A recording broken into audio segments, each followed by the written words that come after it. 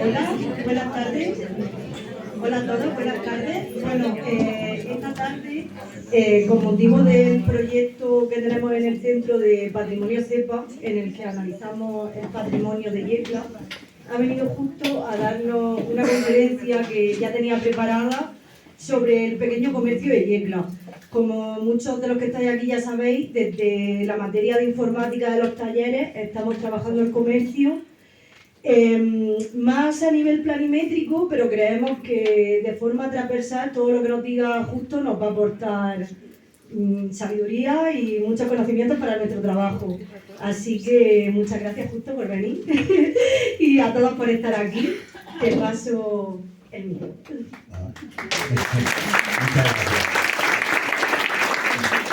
Hola a todos y a todas. En primer lugar, gracias por venir a esta charla, que para quienes no me conozcan, soy Justo Soriano Aliaga.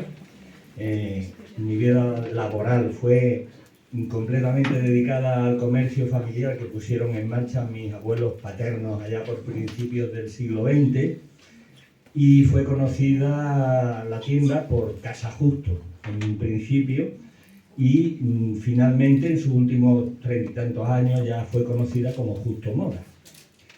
Cerró en 2019 por jubilación mía y de mi mujer, y en el año 2020, durante la pandemia, pues, me dio por escribir unos relatos que los publiqué en Facebook, en los que hablaba de lo que fue la tienda nuestra, lo que fue también la evolución del pueblo, lo que fue la evolución del mundo de la moda principalmente, pero también de las tiendas antiguas.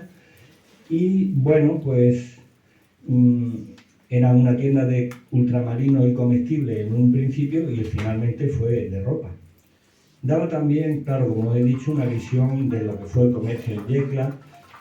Y bueno, pues llegó un momento que en el año 2023, después de haber publicado esos artículos, encontré por casualidad un libro que hablaba de una asociación de comerciantes que hubo en Yecla y que duró desde los años 30, principios de los años 30, 31 quizás, hasta el 39, año en el que se acabó porque las leyes que puso en marcha la dictadura pues lo prohibieron todas las asociaciones que no estuvieran dentro de lo que era el régimen.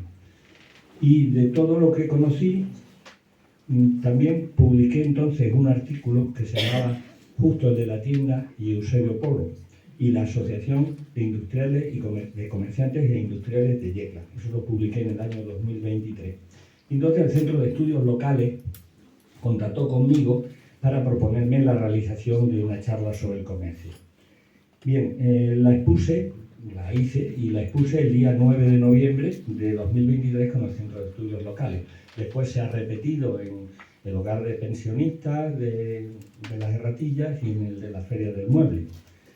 Bien, es una charla audiovisual que tiene fotografías que he buscado referentes al tema, sobre todo de Yecla, aunque algunas no lo son. Tuve que ponerlas porque no encontraba algunas que apoyaran lo que yo quería explicar. Bien, Hay otras voces que no son la mía, porque yo voy a hablar, pero al mismo tiempo en el audiovisual hablarán otras personas, como son Antonia, que está por aquí, era profesora también de adultos, ahí atrás. Habla también Masi también profesora también del centro. Y bueno, también habla un chico que es pariente mío, que se llama Juan Gil, que se dedica a escribir también. Y un hijo mío, que es el pequeño, que se llama Alberto, que es profesor de primaria en el San José de Calasán. El relato que voy a desarrollar a continuación está compuesto con testimonios recogidos de libros publicados en Yecla.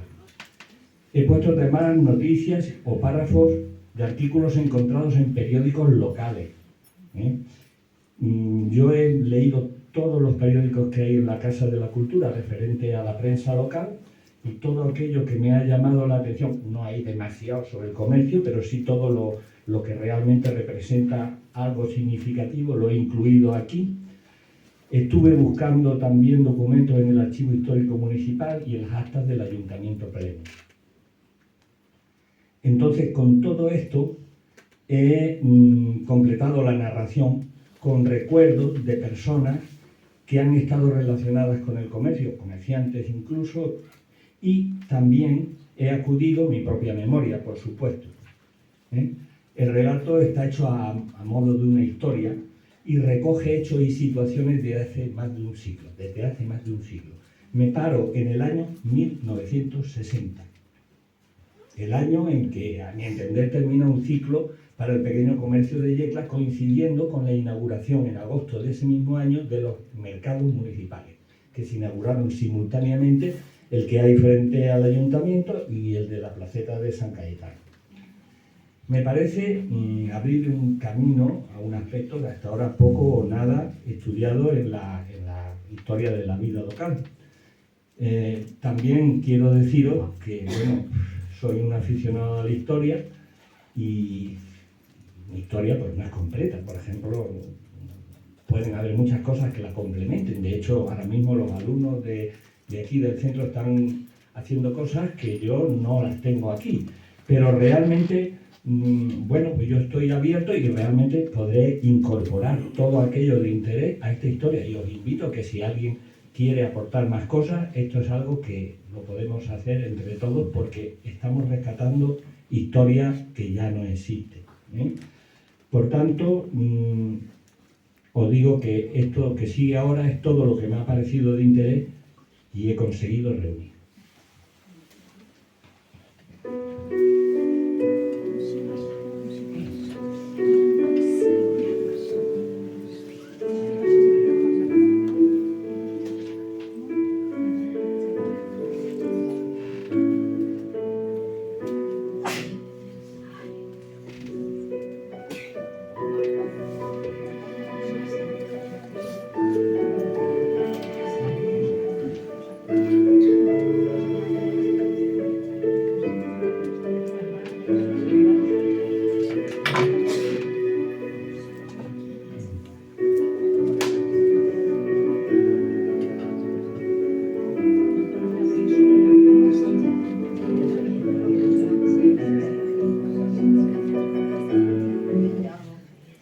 Bien, según coinciden abundantes escritos, la economía de Yecla a principios del siglo XX estaba ligada a la agricultura, en torno al cultivo de los cereales, de la vid y del vino, de la elaboración de los vinos y de los aceites y su comercialización.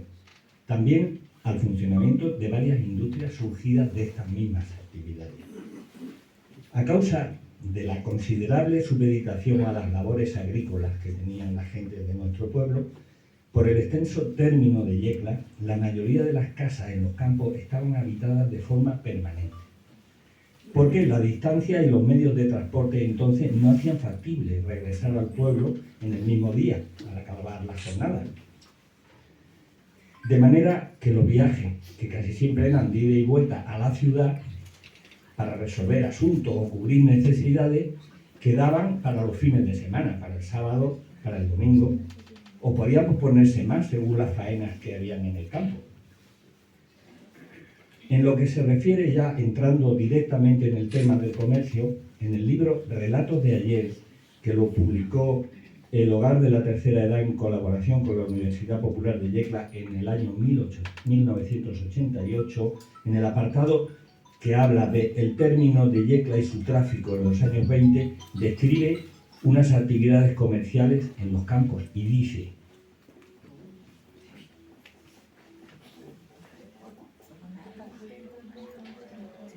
recorrían los campos comerciantes y recoveros vendiendo ropa, calzado de alpargatas y abarcas, menaje de cocina y lo que se presentaba.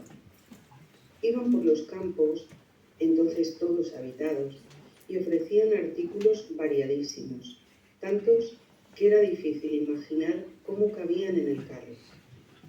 No abundaba el dinero, y la mayor parte de las transacciones se realizaban a cambio de huevos y de pollos y conejos en ocasiones, incluso a cambio de pieles de conejo, de oveja y de cabra.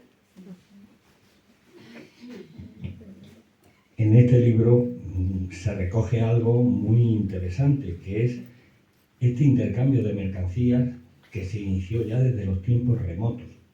Es conocido esto como el comercio de trueque. No hay dinero por medio. Su origen nos remite a tiempos anteriores al empleo del dinero como valor de compra. Hay también noticias referentes al mercado de los domingos en Yecla, que tradicionalmente se celebraba en los alrededores de la lonja municipal. Este mismo es un edificio levantado sobre una antigua ermita. Probablemente fue el lugar de las transacciones comerciales que se hacían en tiempos pretéritos. En las iglesias se empezó a realizar comercio, pero en tiempos muy antiguos. Hay otra cosa que nos habla, hay un apartado también en el libro Relatos del Ayer que nos habla de ese mercado de los domingos que ancestralmente se celebraba en Yecla. Y nos dice lo siguiente: en Yecla, el mercado siempre se ha puesto en la plaza del ayuntamiento. Allí se reunían los hortelanos del pueblo y plantaban sus puestos. Aunque se vendía toda la semana, también había mercado todos los domingos hasta el mediodía.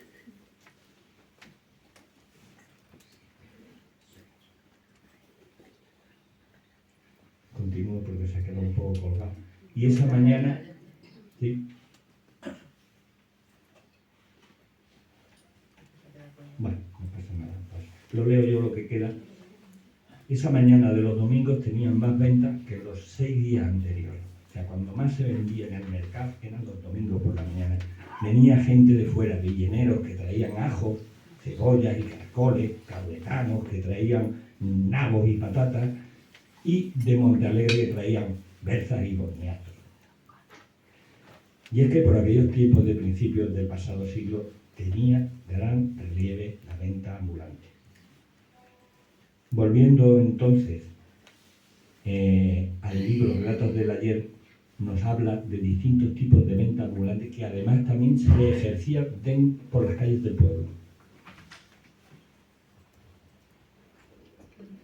Deambulaban por las calles del pueblo varios vendedores con artículos diversos, como el vendedor de agua, el aguador, con un carro destartalado y una caballería de poca vía.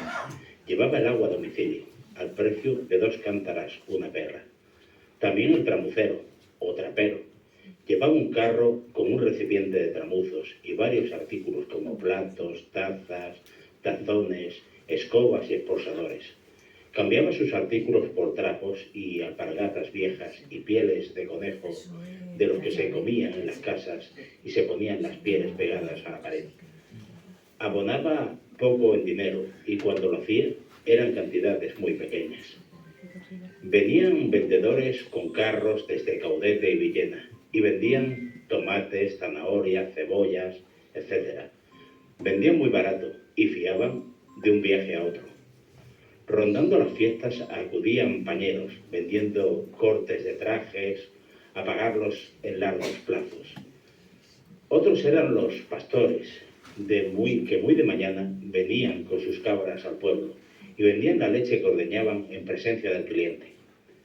En la mayoría de las casas se mataba un marrano, y su abastecimiento lo hacían los marraneros, que iban con sus piaras por la calle y a sus clientes les dejaban el bicho para pagarlo en la fecha de Todos Santos.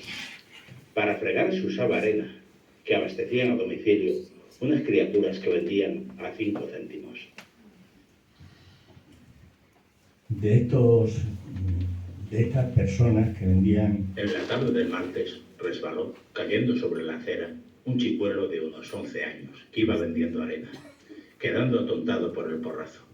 Recogido por personas humanitarias, por las pocas palabras que pudo decir el chiquillo, la caída fue a causa de un desmayo, pues solo había comido un poco de pan y naranja. Los libros que se editaron en Yecla del Hogar de la Tercera Edad en colaboración con la Universidad Popular son una fuente importante de recuerdos sobre estos tiempos tan anteriores, porque están escritos por personas que vivieron esas situaciones. Y hay un apartado que habla de la huerta de Yecla. Allá por los años 20, las tierras cercanas al pueblo eran una preciosidad. La huerta de Yecla siempre ha sido de mucha producción. Las hortalizas que se criaban en la huerta eran muy buenas y sabrosas, ya que a la huerta no se le echaba abono, sino basura. Entonces era abundante. En casi todas las casas criábamos animales. Como dice aquí al final del texto, era frecuente la cría de animales en los patios para el consumo familiar, gallinas, cerdos, conejos. El resto sobrante del consumo propio se vendía, era otra forma de comercio. Y como consecuencia de la producción de la huerta, por entonces podían también encontrarse en calles de barrios y zonas generalmente limítrofes en el casco urbano un peculiar tipo de comercio fijo, las casas de los hortelanos. Ofrecían los frutos de su propia cosecha, poniendo la muestra en la fachada, como allí lo podéis ver en ese dibujo de José Pucheforte. Ponían la muestra cerca de la puerta, un manojo de alfalfa, una pequeña cepa, un pimiento o una manzana. En otras casas de agricultores se podía ver en la fachada clavar una clave, no era ya exactamente, si había un tomillo decía que vendían venta de vino, al por menor, y si ponían un romero, la venta de vino era al por mayor. Dentro de la lonja municipal, hoy auditorio, estaban ubicados los puestos de carne y de pescadería, que eran subastados anualmente por un recaudador para el cobro de los arbitrios por el ayuntamiento. Ponían otros puestos fuera, bajo los arcos de la lonja y en la plaza del ayuntamiento, a los que en los fines de semana llegaban desde los campos gran cantidad de gente. La actividad de comercios en lonja y mercado se alargaba hasta los domingos, y esto ya empezó a ocasionar problemas laborales. Así que leemos en el periódico El Mosquito, en 1907, Una comisión de dependientes ha visitado la redacción de nuestro periódico para rogarnos, pidamos al alcalde que haga respetar el cierre de establecimientos del comercio en los domingos y festivos, de acuerdo con la ley vigente. Los comercios importantes estaban situados en el eje que forman las calles Corvalán y San Francisco. Sabéis que una continúa con la otra. Además, en varias de las travesías a ambos lados cercanos a las plazas del ayuntamiento. Estos comercios céntricos abastecían habitualmente, sobre todo, a los funcionarios industriales, artesanos, obreros y otras profesiones de la época que se desarrollaban en la ciudad. Los establecimientos del centro tenían mayor capacidad de venta porque almacenaban mercancías en cantidades considerables y ofrecían mucha variedad de artículos. De continuidad, un buen número de ellos insertaban anuncios en la prensa local, dirigidos obviamente a la clientela instruida, pero su lectura entonces, para gran parte de la población, era difícil porque había un alto índice de analfabetismo. En el periódico Renovación podemos oír lo Si hace siguiente. 10 años había en Yecla un 80% de analfabetos, hoy hay más de un 90%. De nada provechoso se ocuparon las autoridades de Yecla desde hace mucho tiempo a esta parte. Alude a esto un periódico más actual, El del analfabetismo 88. yeclano era muy superior a la media española e incluso superaba la media de Murcia. Podríamos decir que lamentablemente era una de las ciudades con más analfabetismo de Europa. 68 personas de cada 100 mayores de 25 años eran analfabetas.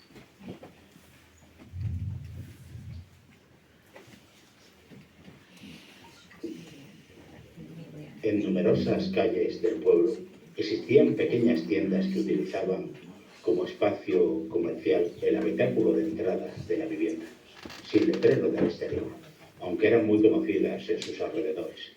De forma similar a los hornos o panaderías, eran lugares de compra cotidiana y encuentro vecinal, donde se noticiaban sucesos, se difundían rumores y se hacían comentarios de toda índole. Las pequeñas tiendas estaban regentadas por el cabeza de familia o por su esposa, colaborando el resto de la familia en las labores del comercio. En las tiendas, con una abigarrada presentación de los productos a la venta, casi todos a granel y expuestos, sin apenas separaciones entre ellos, se manipulaban artículos comestibles y no comestibles, frutas, verduras, salazones, conservas, legumbres, con productos de ferretería, limpieza, perfumería, paquetería, tejidos, papelería o de otros ramos. Para describir este pequeño comercio tan extendido por toda la ciudad de Yecla, durante la primera mitad del siglo XX, me vale como referencia la tienda que fue de comestibles y ultramarinos, Casa Justo. Fue abierta por mi abuela paterna, que es esta que veis aquí, en 1905, y estaba atendida en principio por ella solamente. Años después, con su familia que fue creciendo, tuvo 9 hijos. De ellos vivieron 5, 4 murieron de pequeños. Tuvo 3 mujeres y 2 hijos sobrevivieron. Claro, le empezaron a ayudar pronto las hijas en la tienda. Y fueron dejando el trabajo cuando se casaban, porque habitualmente la mujer cuando abandonaba y se iba con el marido, como así sucedió, finalmente fue mi padre, el hijo menor, Alfredo, el que continuó con el comercio. En sus inicios, la titularidad del establecimiento, se llamaba Casa Justo, la ostentaba mi abuelo. Además, en todos los sitios figuraba Justo. Pero mi abuelo era aperador. Aperador es un trabajo que era mitad carpintero, mitad fragüero. Realizaban carros que era lo que había. En Yecla había miles de carros entonces. Y ese oficio pues tenía mucho trabajo. Pero mi abuelo, cuando la tienda empezó a funcionar, abandonó el trabajo de aperador y cambió a comerciante. Pero claro, él se ocupó de reparaciones de carpintería, mejoras, apaño, para hacer la tienda más, en fin, más espaciosa, porque el negocio fue creciendo, se fue ampliando y ocupando cada vez más terreno. La tienda se puso, como todas las tiendas que he dicho, en la casa familiar. Dedicaron una habitación de la casa, pero después tuvieron que ir dedicando más. De hecho, yo cuando era joven, pues me acuerdo, cuando era un niño, me acuerdo que habían puertas que estaban tapadas por estanterías porque tuvieron que ocupar más habitaciones, ¿no? Esa tienda, bueno, para los que no lo sepáis, estaba en la placeta de San Cayetano, allí en la esquina, donde ahora está Vitalden. Ahora está Vitalden allí en la esquina, porque ese esquinazo era la tienda nuestra. Mi abuela siempre estaba en el mostrador. Mi abuela era una mujer tremenda. Seguía al pie de la letra uno de los principios fundamentales del comercio. El trato a la clientela es decisivo para que una tienda progrese o decaiga. Siempre decía eso. Y así atrajo a un amplio número de compradoras asiduas, porque pocos hombres entraban a comprar las tiendas entonces. Y mi abuela le iba dando el título de parroquiana a toda aquella persona en la que depositaba su confianza. Entonces, la parroquiana era una persona importante y había muchísimas. En un pueblo donde la transmisión de las informaciones era todo oral, todo era de boca en boca, aquello era un foro. Aquello era un foro, un pueblo era un foro, ahí todo el mundo se conocía, ¿no? No existían ninguna emisora de radio, entonces nada, no. Y apenas había algunos aparatos de radio en el pueblo, no creáis que eso casi no existía. Mantener funcionando y hacer progresar una tienda dependía de rodearse de un círculo de personas compradoras asiduas, fieles completamente, y bueno, que daban formalidad a su palabra, lo cual además daba buena fama al establecimiento. Ahí la gente de palabra, va gente buena, va gente... O sea, eso hacía crecer el negocio. Esto es lo que producía el efecto de aumento de la clientela y en consecuencia de la parroquia. Y así crecía el negocio. La parroquia es que fue el modelo característico y generalizado de funcionamiento del comercio local antiguo. O sea, la parroquia era sobre la base sobre la que se hacía una tienda fija. Tenía similitudes, evidentemente, con una parroquia religiosa, pues se basaba en lazos de estima, de colaboración, de confianza y de recíproca ayuda entre una y otra, entre la tendera y la persona que era parroquiana. Era una agrupación, efectivamente, de fieles compradores en torno a la tienda, compradoras, mejor dicho. La tienda era la entidad que le solucionaba con el abastecimiento de los géneros y la vida a la gente. Realmente se podía ser parroquiana de un sitio y de otro para complementar la vida, pero la parroquiana tenía un peso importante. Porque yo contemplé muchas veces el momento en que una parroquiana entraba a la tienda. Mi abuela salía corriendo, le abrazaba, le daba un saludo, bueno, tremendo. Se contaban todas las cosas, se ponían al día. Nada, eran como... Después pasaban a las compras del artículo. Bueno, y si cuando terminaba la compra, la clienta decía, apúntamelo, que pasaré a pagártelo. Nada, estupendo. Respondía firmemente, daba fiado, y eso pasaba en todas las tiendas del pueblo, con este tipo de personas, con las personas que estaban reconocidas como parroquianas. Bueno, pues eran vecinas, conocidas, esposas de personas conocidas en el barrio, y muchas veces ese fiado pues estaba a la espera de que los maridos cobraran el sueldo, cobraran el trabajo que habían hecho, los jornales atrasados, a veces el cobro de la cosecha, o sea, a veces la persona que se iba a trabajar a otro pueblo y hasta que no volvía no traía el dinero.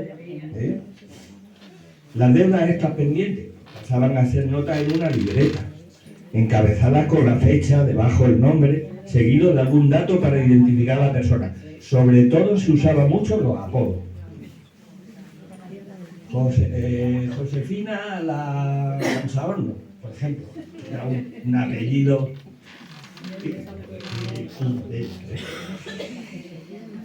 El nombre del marido, María la de Pascual, por ejemplo, la familia a la que pertenecía,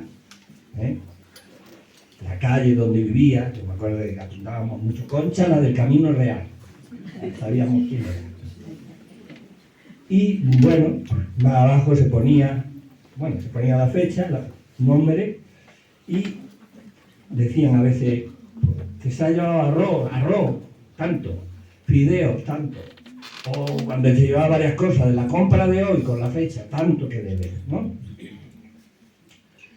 No se firmaba, no había copia, a veces le daban un pellizco de papel a la clienta y se llevaba para acordarse de que debía eso en la tienda. La mayor parte de estas compras, se pagaba en la siguiente visita, y algunas compras de importancia pues se pagaban varias veces. He conocido también, o he sabido, de que incluso habían tenderos o tenderas que no sabían escribir. Y entonces lo que le quedaban fiado lo hacían con signos. Lo apuntaban en una libreta que tenían, pero con signos. que no sabían ni siquiera escribir. Fijaros hasta dónde estaba la cosa. O sea que estas libretas tenían un gran peso en la economía de las tiendas.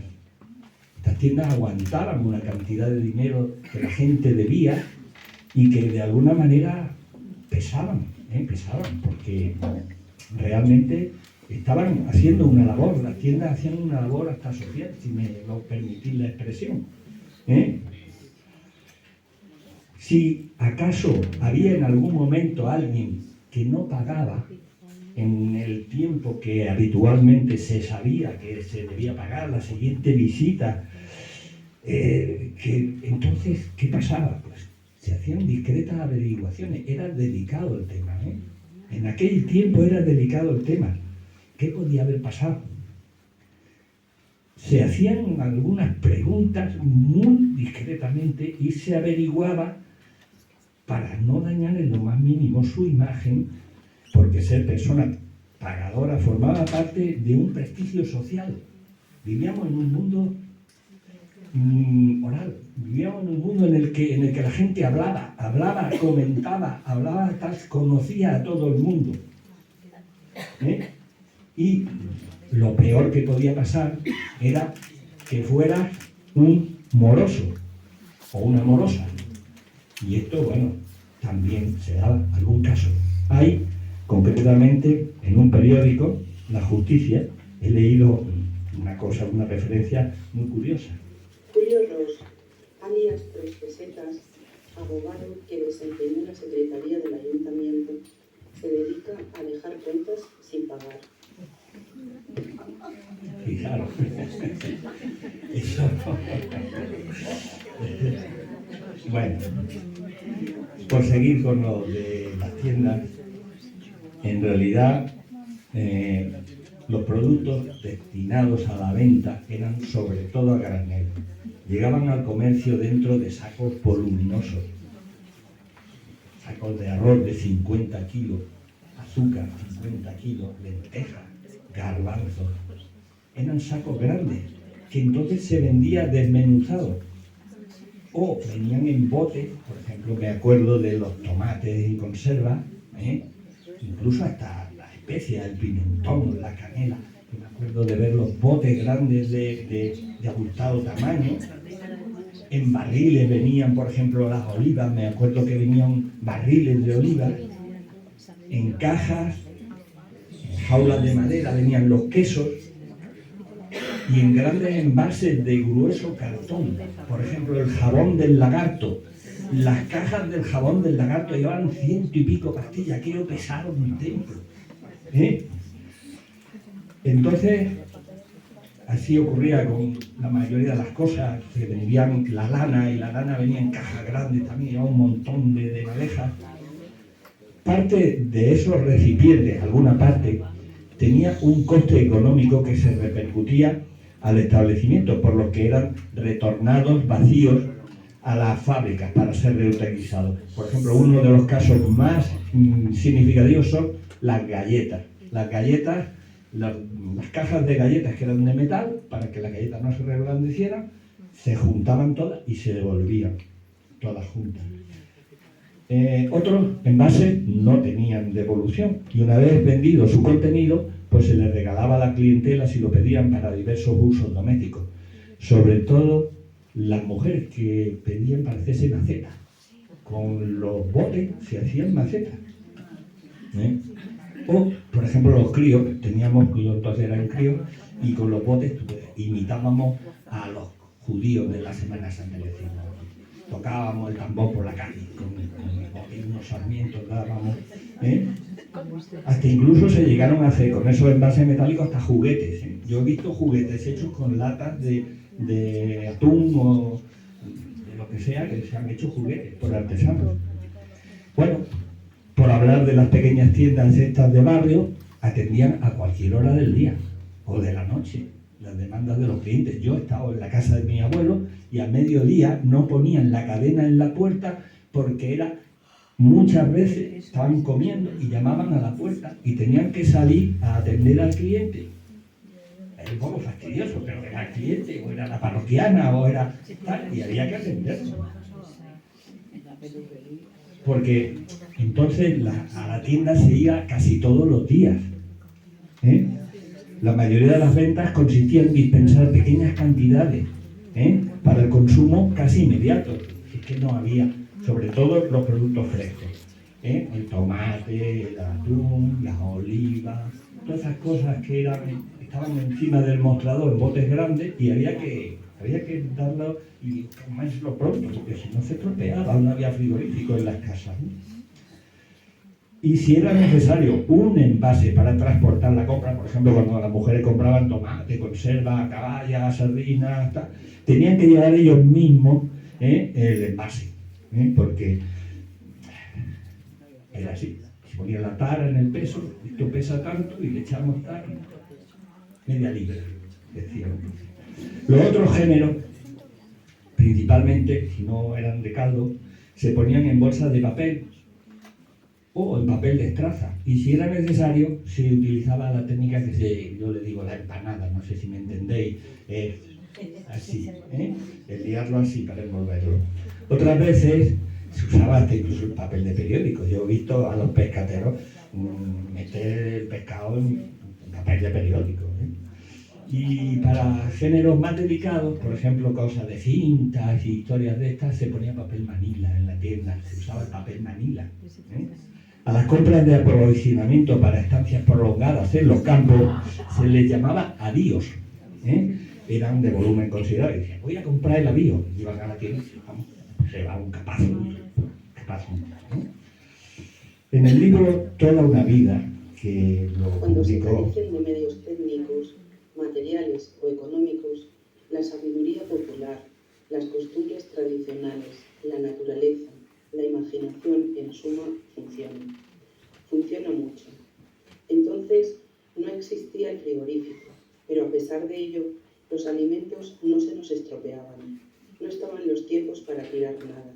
Es más, lejos de tirarlos al suelo, lo que hacíamos era colgarlos. Con unos hilos colgábamos para su conservación los melones, las calabazas totaneras, la uva, incluso las matas de lentejas, garbanzos y tomates. Son muy buenos estos libros que estoy poniendo aquí, hablan mucho de lo que es el pasado, son casi un tratado antropológico de lo que fueron tiempos que ya pasaron y no tienen nada que ver con esto. Por otra parte, el sistema métrico decimal estaba en vigor desde principios del siglo XX, pero en el comercio se vendía usando balanzas de platillos y romanas, ¿de acordáis? Pesando y midiendo por libras, por onzas, se medía por palmos, habían celenines, arrobas, cuartillos, y fijaros también qué curioso, para contar el dinero era frecuente hacerlo en perras y perricas. Decíamos perras, 4 perras, una perrica, en reales, 2 reales, un duro. O sea, aunque las medidas de peso, de capacidad, las cintas métricas y el dinero decían otra cosa, no correspondía. La gente hablaba un idioma que no se correspondía con lo que había. O sea, vamos a pasar. Muy en breve se establecerá en Yecla el servicio de pesas y medidas por el sistema métrico decimal. Y es que el sistema métrico tardó en imponerse muchísimo. Mirad otra reseña que sale en otro periódico. ¿Se puede saber por qué unos comerciantes venden el pan con el peso de 900 gramos o 450 gramos, o sea, libras castellanas, peso caído en desuso hace años, cuando otros expenden con el peso de 1.500? Otra cosa más relativa a todo El esto. sábado en la mañana giraron una visita a todas las tahonas del pueblo el tercer teniente de alcalde, el síndico suplente y el jefe de la policía local, y se decomisó más de 400 kilos de pan por hallarse bajo de peso, los cuales fueron repartidos entre los pobres del asilo de ancianos. Aquellos tiempos en los que Yecla pasó a principios del siglo, las primeras 2 décadas fueron bastante duros para gran parte de la población. Tenemos otro artículo publicado por Aniceto López Serrano en mayo de 1988 que nos describe un poco el contexto en el que estábamos moviéndonos en aquella época.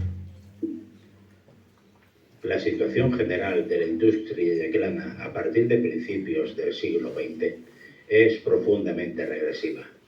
La crisis vitivinícola arrastró consigo el floreciente proceso de industrialización que, al socaire de la agricultura comercial, se había producido a finales del pasado siglo en un intento de protoindustrialización. Y en el periódico Juventud de hoy se habla también.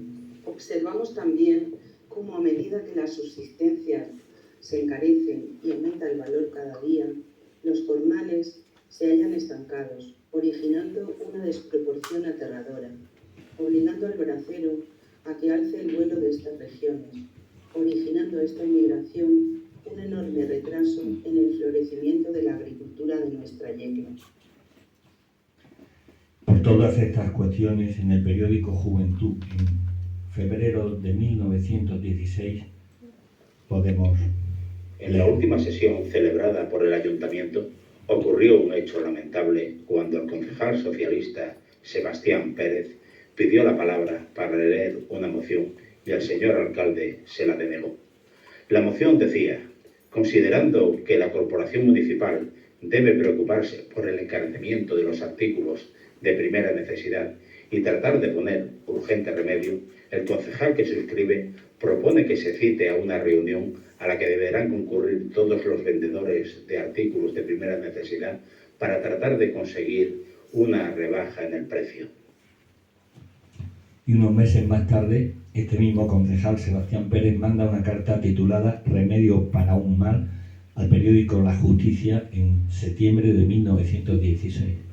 Como representante de las clases proletarias, infinidad de veces he llamado la atención sobre los abusos que cometen los expendedores de subsistencias alimenticias, tanto en el peso como en la calidad. Los que noten que les han robado en el peso o en la calidad de los artículos que compren, se dirijan al juzgado municipal y hagan la correspondiente denuncia. Quiero destacar un punto muy importante para considerar que es la forma en que los comercios se abastecían. El abastecimiento de muchas clases de géneros a los comercios tenía su origen en pedidos efectuados a viajantes o comisionistas desplazados periódicamente a Yecla. Cuando se trataba de artículos no de primera necesidad, era frecuente que el viajante diera una exclusiva de venta a un solo establecimiento, eligiendo un comercio importante, con capacidad para vender sus géneros en cantidad. Y si vendía a más de un comercio, cuidaba que no coincidieran las tiendas compradoras con el mismo artículo. Así evitaba la probable competencia y comparación de precios a causa de la mercancía. Y obtenían tiendas y viajantes mejores porcentajes de beneficio. Este tipo de relación comercial traspasó muchas veces el ámbito del negocio. Y esto viene reflejado en un artículo que dice rasgo simpático y aplauso sincero en el periódico Renovación en 1920. El simpático viajante de la Casa Pamplona de Valencia ha tenido el buen gusto de sentirse por unos días un yeclano, compenetrándose con el espíritu de nuestra feria, y dadivoso como hombre de mundo y admirador de las bellezas de nuestro pueblo, regaló un par de premios de gran valor, una magnífica bufanda de seda inglesa y una estupenda mantilla de legítimo chantilly de seda para entregar como premio en los concursos de nuestra feria. En lo referido, por otra parte, a productos de consumo muy frecuentes, los comercios se abastecían mucho de pedido a agentes comerciales residentes en la localidad, representantes de almacenes y fábricas. Las mercancías procedentes de almacenistas tenían costes más elevados al pasar por este intermediario, el almacenista. Y además, estos proveedores servían pedidos de pequeñas cantidades, que era lo que el pequeño comercio consumía. Por el contrario, los fabricantes solo admitían pedidos de cantidades importantes y bajaban el precio de la unidad por escandallo, o sea, mayores volúmenes comprados. Los pequeños comercios canalizaban muchas de sus mercancías vía almacén, o sea, con precios de coste más elevados. Tenían poca capacidad de compra porque sus ventas eran pequeñas y tenían escasa disponibilidad de efectivo debido a la falta del dinero en metálico que estaba pendiente de cobro, o sea, su fiado. Para ellos, los pedidos a fábricas eran excepcionales, o no los hacían. Así que el pequeño comercio vendía pequeñas cantidades y tenía menor margen de beneficio. Algunos comerciantes locales buscaron otras vías también y maneras de aprovisionarse y mejorar sus negocios. Viajaban y visitaban directamente fábricas donde podían encontrar mercancías demandadas por el público a mejor precio. De esta manera vendían productos a precio económico y tenían mayor margen de beneficio. Como si fuera una noticia, y a este respecto hay un puntual anuncio comercial en el periódico Juventud en agosto de 1914, que nos dice: paseando por la calle del Niño, nos sorprende un barullo de gente fenomenal. Preguntamos y nos contestan que el conocido saldista Elías Polo se ha vuelto loco y está tirando sus géneros. A duras penas conseguiremos entrar en su establecimiento y vemos al tío Elías y su sección de dependientes regalando trajes de 100 reales por un duro.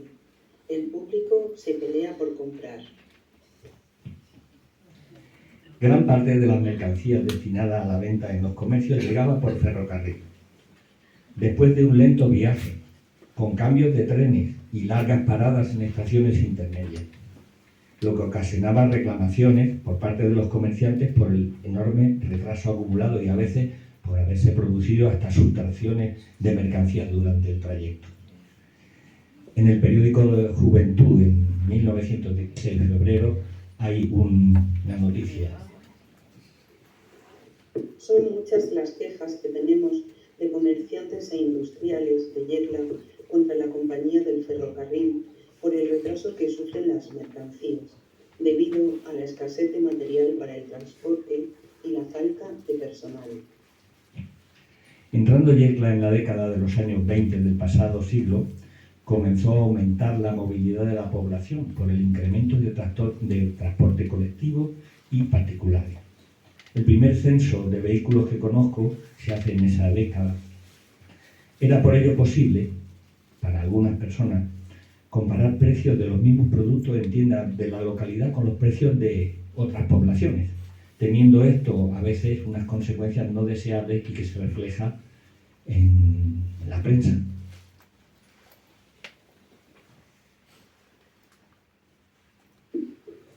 Hemos sabido que algunos comerciantes de calzado se han molestado porque dijimos la semana pasada que un amigo nuestro había comprado un par de zapatos por 27 pesetas, que aquí cuestan 42 pesetas. No comprendemos tampoco que aquí se pidan 8 o 9 duros por unos botines cuando en los suntuosos almacenes Rodríguez de Madrid cuestan la mitad o menos. Hay otro artículo de La Razón que alude a esto.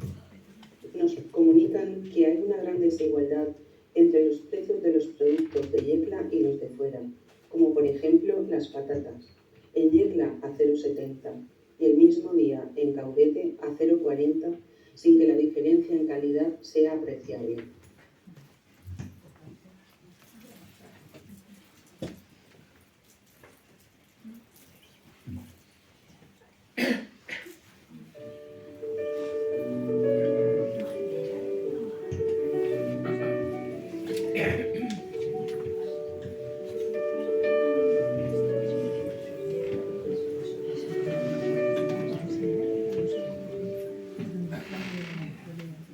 En los principios de la década de los años 30, un grupo de comerciantes locales formó la Asociación de Comerciales e Industriales de Yecla. El primer dato conocido que tengo sobre la existencia de esta sociedad es una instancia que se presentó con fecha 29 de septiembre de 1931, dirigida por esta asociación al ayuntamiento, solicitando rebaja del impuesto industrial. Fue denegada dicha petición el día 10 de octubre siguiente.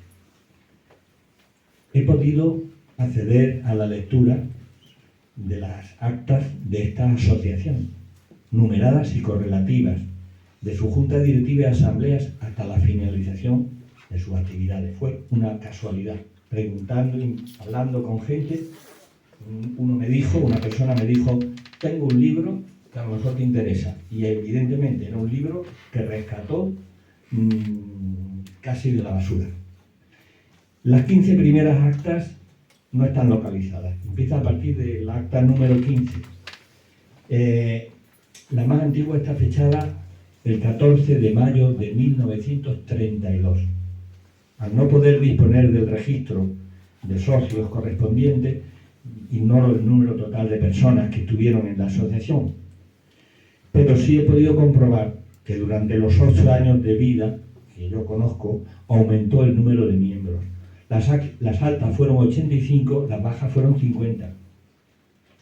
El local social en alquiler cambió varias veces de lugar, pero no consta dirección ninguna. Se habla de que se cambia el local, pero nada. La junta directiva fue renovada varias veces en la Asamblea General. Tengo constancia por las actas de una gran actividad mantenida por esta asociación durante 4 años, desde 1932 hasta 1935. Bajó en 1936, tuvo poca actividad en 1937, estamos hablando de la Guerra Civil, 1936, 1937, ninguna en 1938 y se disolvió en 1939 por imperativo legal de la dictadura. A continuación, me parece muy interesante trazar un perfil de lo que fue esta asociación de comerciantes e industriales de Yecla.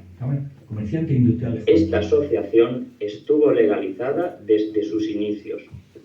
Lo reflejó en la primera acta conocida y asimismo la junta directiva se dirigió a los asociados que no pagaban contribución para que se dieran de alta.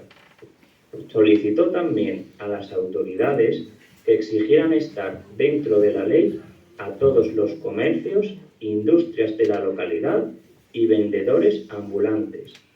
La asociación se afilió a la Confederación de Entidades Libres Mercantiles de España, aunque para ello hubo de disolverse y volver a constituirse, pues había caducado el plazo legal. Hubo otra beneficiosa iniciativa para los asociados, la campaña publicitaria permanente llamada Cupón Yecla, aunque paradójicamente tuvo su inicio en la denuncia a la junta directiva de varios asociados contra 3 comercios también asociados que entregaban particularmente cupones en sus tiendas para premiar a su clientela. Los cupones se pegaban en las cartillas que regalaban los comercios citados y, al completarlas, se recibían regalos. A resulta de la protesta de los asociados sobre esta práctica, hubo intentos de la junta directiva para que cesaran de dar cupones. Se llegó a una asamblea y, al no poder hacerles desistir, se tomó la decisión de crear un cupón en la asociación con el mismo funcionamiento, el cupón Yecla. Este operó bajo la responsabilidad de una comisión y fue administrada en una cuenta aparte de la asociación. Al disolverse esta, los fondos económicos del cupón Yecla, dinero y bienes de la asociación fueron donados a entidades benéficas. Yo quiero decir algo que se ha pasado, porque entre las actividades que favorecieron de forma directa a los asociados de esta asociación destacan los acuerdos que se hicieron de compras con fabricantes de alimentación, realizadas por el presidente Elías Polo en su viaje a Barcelona. Estos convenios que hizo este hombre, que por cierto no se dedicaba al comercio de alimentación, como hemos visto antes, permitieron a los asociados de pequeñas tiendas adquirir mercancías en igualdad de coste a otros comercios que compraban habitualmente a fabricantes. Quedó finalmente pendiente un proyecto de crear una cooperativa de compras que hubiese sido muy bueno, con un reglamento de funcionamiento que lo debía de haber aprobado una asamblea general, pero es que se quedó pendiente. O sea, estaba el proyecto, pero no se pudo realizar porque la asociación dejó de funcionar. Seguimos escuchando cosas de la asociación. La asociación consiguió una rebaja en la base contributiva del impuesto. Se pasa, es que se ha saltado un párrafo.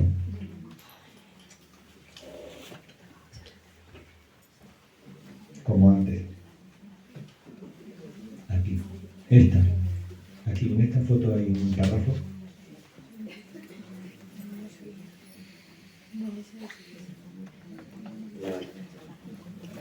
Bueno, si queréis lo leo igual que antes.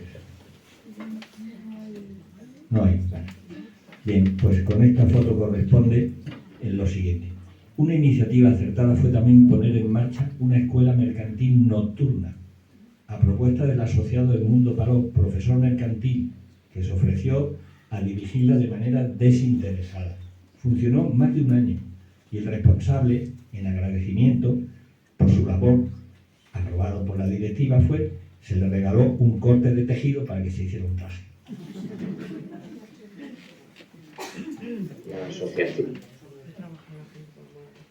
mantuvo reuniones. ¿No? Ya se te ha pasado. Páralo y lo leo yo. Páralo aquí.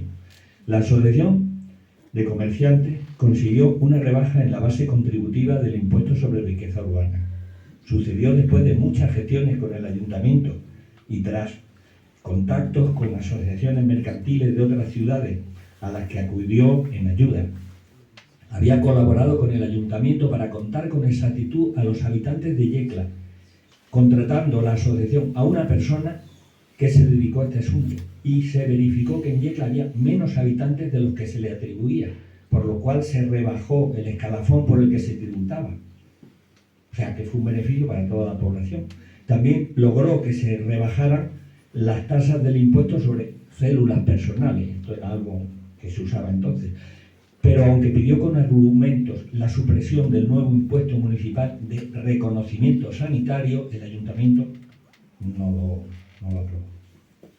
La asociación consiguió una rebaja en la base contributiva del impuesto sobre riqueza urbana. Sucedió después de muchas.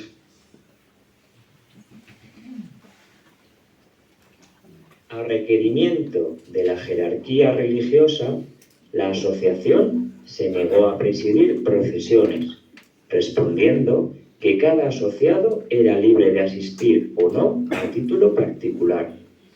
Colaboró con aportaciones a las campañas de ayuda al paro obrero, protección de la infancia y cocinas económicas.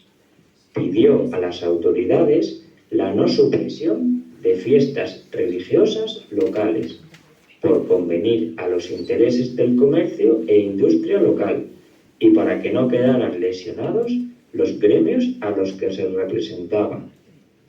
Se ha saltado un párrafo que dice... Dos de los asociados, José. Páralo ahí un momento y yo iba antes de este párrafo que hemos leído, que estos problemas no los hemos tenido antes. La asociación mantuvo reuniones a través de una comisión de asociados con una delegación local de trabajo y los representantes de los dependientes, llegando a un acuerdo para la apertura y cierre de los comercios. El horario acordado se imprimió en carteles que pagó la asociación y fueron repartidos por los comercios locales. O sea, estamos hablando de una primera formalización, de una primera regularización del acuerdo, un acuerdo sobre el horario comercial de los establecimientos, cosa que antes pues no lo había. Vamos a seguir.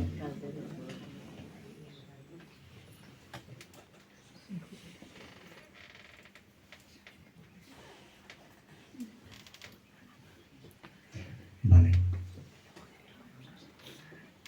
No, esto ya está muy delante. Espérate un momento y ya páralo ahí. Vuélvelo poquito más atrás, muévelo un poco más atrás,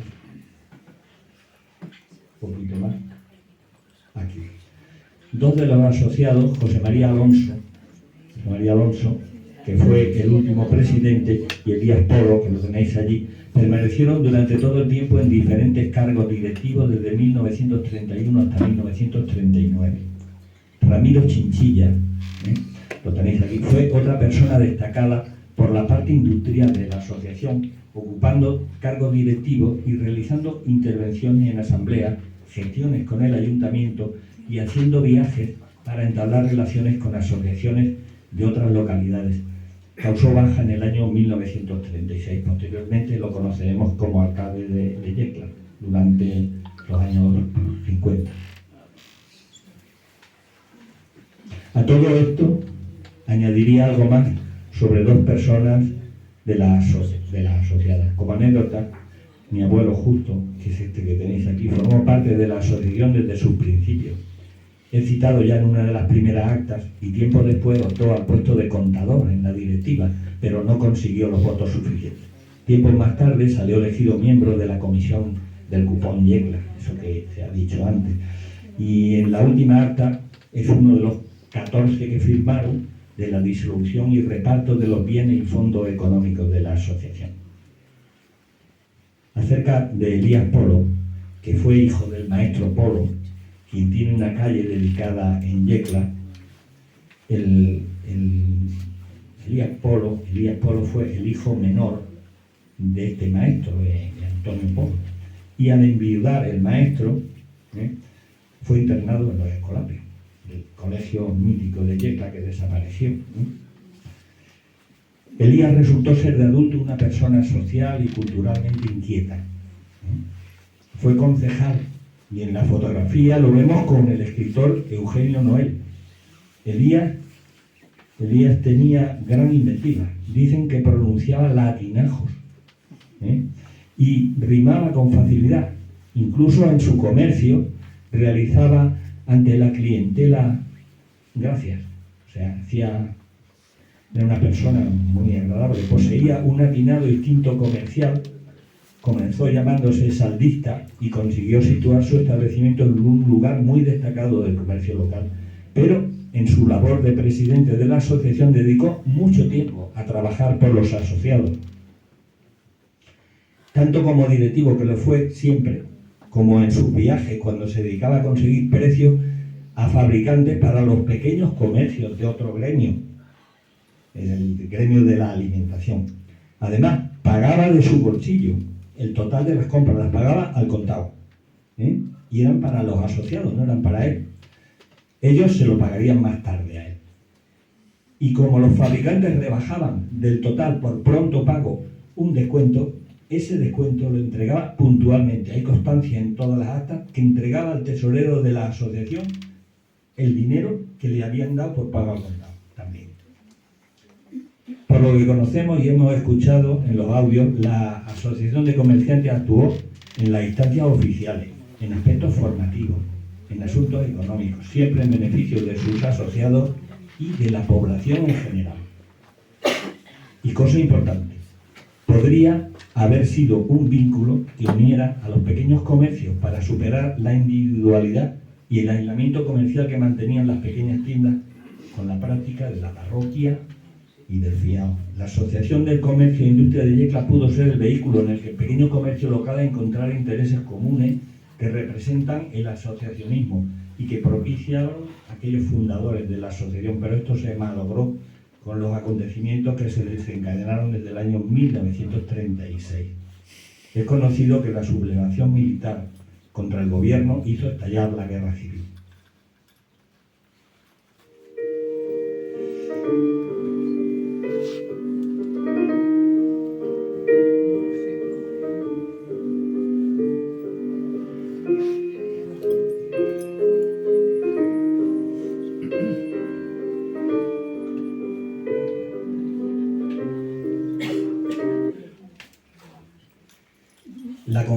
La confiscación de los principales artículos de primera necesidad a los productores y los repartos de cartillas de racionamiento entre la población comenzaron durante la Guerra Civil. y duraron algo más de una década.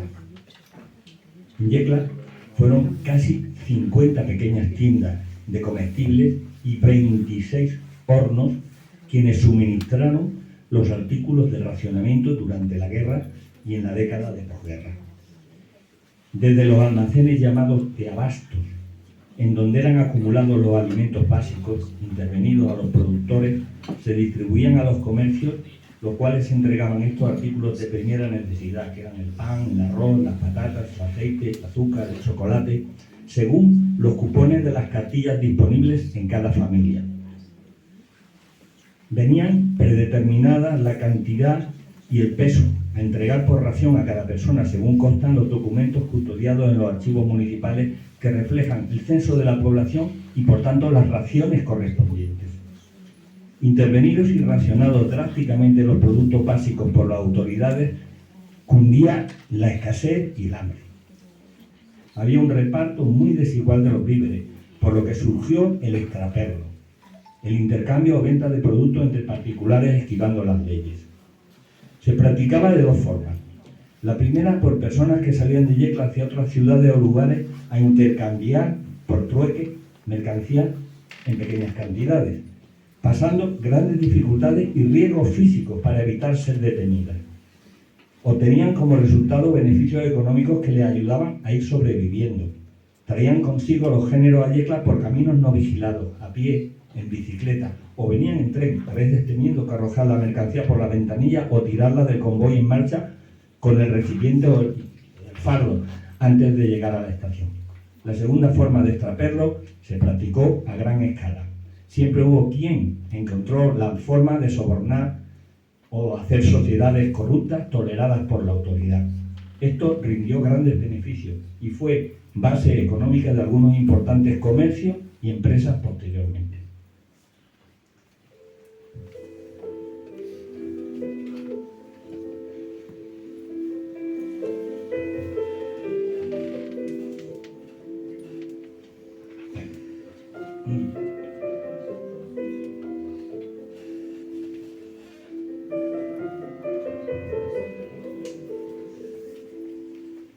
Los cambios socioeconómicos tardaron en llegar a la nación y algo más a nuestro pueblo.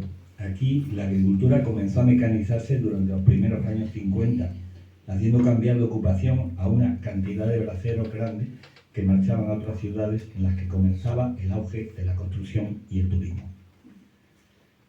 Por otra parte, la incipiente industria de la madera comenzó a despuntar en Yecla. A finales de los años 40 se promueve una cooperativa de muebles con la plantilla de una empresa local, entonces en crisis. Se promovió por un sacerdote, don José Esteban Díaz, que entonces desempeñaba el cargo de delegado comercial de sindicatos. Al amparo de las leyes que favorecían el cooperativismo, se funda e inicia sus actividades la cooperativa de muebles Esteban Díaz, Comer. No fructificó, pero sirvió de trampolín a un numeroso grupo de trabajadores, quienes dejaron de pertenecer a la cooperativa y fueron gran parte de los emprendedores que sentaron las bases de la industria local de la madera. En unos años la economía yeclana fue girando hacia un nuevo tejido social, como también ocurrió en diferentes partes de la nación. Ya en 1956-1957, casi 20 años después de que se disolviera la Asociación de Comerciantes e Industriales de Yecla, otra asociación del comercio volvió a constituirse en Yecla, aunque reducida su actuación, en este caso al ámbito mercantil únicamente. Se llamó la Comercial Yeclana. Han dado resultados negativos para mí la búsqueda de documentos y ha sido unos pocos los datos aportados, muy pocos, por los familiares directos de los asociados con los que he podido contactar. Lo que yo voy a relatar a continuación sobre este tema proviene de la única persona que encontré con vida de los que tuvieron relación directa con la sociedad. Se llama Pedro Andrés y fue el contable de la Comercial Yeclana. Lo añado también con ciertos recuerdos porque yo lo viví de alguna forma, yo era muy pequeño. Fueron un grupo de 7 comerciantes, entre ellos mi padre, Alfredo, quienes pusieron en marcha la sociedad llamada Comercial Yeclana. El domicilio estuvo en una casa de la calle San José, que hoy tiene el número 80. Ahí lo tenéis señalado. Pero es muy diferente, claro. Ahora es un edificio de 5 o 6 plantas. Allí, con una casa de 2 plantas, estuvo su sede y almacén donde se recibían las mercancías. Era también la cochera de un motocarro que repartía el género, y la oficina donde celebraban por las noches larguísimas reuniones de socios. Contrataron una persona para el reparto y otra para la contabilidad. Que he hablado, pero no. La Comercial Yeclana fue de hecho una cooperativa de compras, suministradora de mercancía a sus socios y también vendía al resto del comercio local.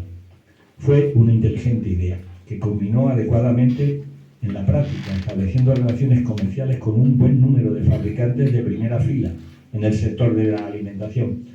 También copiaron la idea que hemos conocido, que aplicó la antigua Asociación de Comerciantes, las cartillas de cupones para promocionar los comercios. Abrieron en este caso la participación a todos los comercios locales que quisieron repartir este tipo de vales o papeletas que se premiaban a la clientela. Pero la gestión de la Comercial Yeclana implicaba y complicaba demasiado al grupo de socios compuesto por comerciantes de diferentes actitudes emprendedoras para los negocios y con desiguales capacidades económicas individualmente. La sociedad duró varios años, se disolvió, aunque varios de sus socios, a título particular, siguieron comprando a los fabricantes proveedores de esa comercial, de esa sociedad, y continuaron como mayoristas durante bastante tiempo para el comercio local.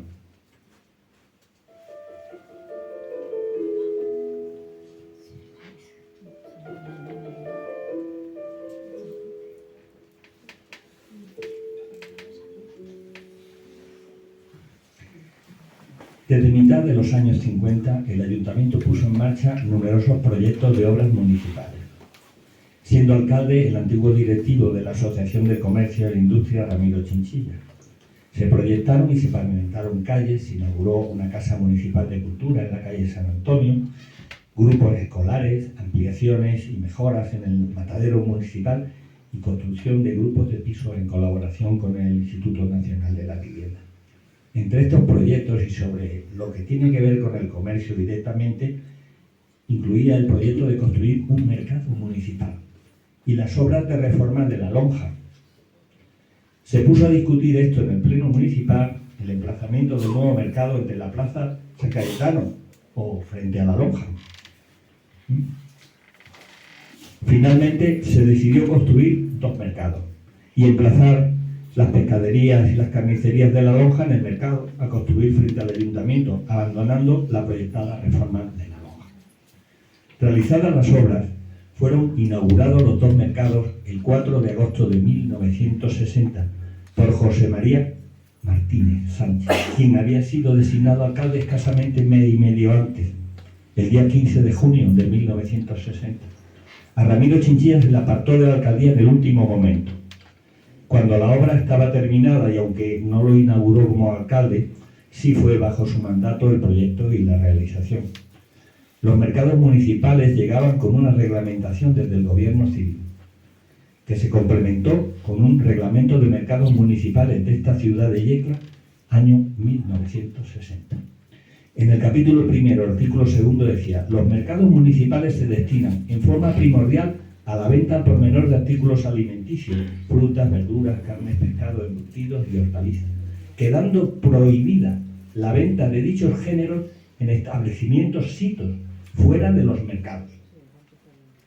Y al objeto de que la inspección sanitaria pudiera llevarse del modo más eficiente para la salud pública, se procederá a la clausura de los comercios o puestos existentes en otros lugares de la ciudad en los que se expendan los artículos alimenticios referidos. La medida era positiva para ofrecer en mejores condiciones higiénicas las hortalizas, las verduras, las frutas, las carnes, los pescados, porque los mercados tenían cámaras frigoríficas para mantener esos productos. Significaban restricciones importantes para los pequeños comercios de barrio, porque carecían de medios para hacer lo mismo. A los pequeños comercios de barrio era restarles una parte importante de sus ventas diarias. Aun cuando la disponibilidad de puestos en los nuevos mercados municipales era limitada, hubo un numeroso grupo de pequeñas tiendas que no lo solicitó, quizá por valorar que era un paso arriesgado o por seguir en la costumbre de creer que tenían clientela fija. De hecho, quedaron varios puestos vacantes después de varias convocatorias de subasta y fueron adjudicados meses después de inaugurarse los mercados. Pero la prohibición del ayuntamiento sobre la venta de productos frescos en las tiendas de comestibles locales asestó un duro golpe a los pequeños comercios, que no dieron el paso de optar por trasladarse a vender en los mercados y siguieron en sus locales de siempre. Es el año, y con esta situación, cuando acontece este giro importante para el pequeño comercio externo a los mercados. Esto marca el comienzo de una nueva etapa. En ese año 1960 ya circulaban mayor número de vehículos a motor por las calles. La industria local del mueble, después de habérselo propuesto 2 años antes, consiguió realizar la primera exposición local del mueble en el año siguiente y estaban apareciendo a la venta en las tiendas electrodomésticos destacados, los frigoríficos, los televisores. Varios sectores del comercio, ferreterías, calzados, tejidos, confecciones, paquetería, perfumería, comenzaban a notar un aumento de sus ventas que se iría agrandando cada vez más en un futuro inmediato. Prueba de esto es que he podido conocer los registros de ventas de un importante comercio local en aquella época. Solo en este comercio se vendieron entre 1952 y 1958 más de 500 aparatos de radio y entre los años 1955 y 1960 más de 460 máquinas de coser. Me parece un dato indicativo de aumento de la capacidad adquisitiva y de nivel económico en la población. Quedaban atrás, en gran medida por cuestiones biológicas, las parroquianas, la generación de quienes tenían adhesión incondicional a una tienda, y aparecía la figura de un cliente o clienta con libertad de elegir y comparar tiendas y precios a la hora de comprar. El pequeño comercio sigue igual, carente de unión gremial y manteniendo quizás por rutina las costumbres del fiado. En los años 50, cuando despegaba el consumo, también las tiendas locales engordaban mucho sus libretas con demasiadas anotaciones de deudas viejas. Y en consecuencia bastantes comercios debían de aprovechar los días festivos para intentar cobrar deudas atrasadas. En fin, el panorama ha cambiado sustancialmente. Bueno, y hasta aquí he llegado. Espero que lo que he contado haya servido para comprender algo del pasado de este grupo social, las pequeñas tiendas, a través de su andadura por los primeros 60 años del siglo XX. Gracias por vuestra asistencia, por acercaros a esta pequeña historia de nuestro pueblo y agradezco mucho las desinteresadas colaboraciones de quienes me han ayudado en este relato. Masi, Juan, Antonia, Alberto y mi otro hijo David, que ha realizado el audiovisual. Hoy ha sido el único día de las 4 veces que lo hemos hecho que falla un poco. Cosas que pasan. Bueno, pues agradezco también a mucha gente que me ha ayudado, entre otras a las encargadas del archivo histórico, de la dirección de la Casa Municipal de Cultura, secretario del Ayuntamiento, Juan Carlos, y personal de secretaría, quienes me facilitaron el acceso a la acta de los plenos, y las fotos de Dani Andrés, de Rafael Amora, Martín Ferrer, por las fotos de su comercio familiar, Eusebio Polo, Alfonso Yagüe, y a José Puchefuerte por el dibujo que nos ha dejado, y sus fotografías, que también hemos puesto varias. José Miguel Palau, el de la Giralda, por su colaboración, y porque con él, con Eusebio, aquí presente, Antonio Martínez, que falleció, era de Modas Nazario, y este que le habla, fundamos Asocomi. Y bueno, a Conchi por sus correcciones y consejos, que han mejorado mucho lo que yo he presentado. Muchas gracias.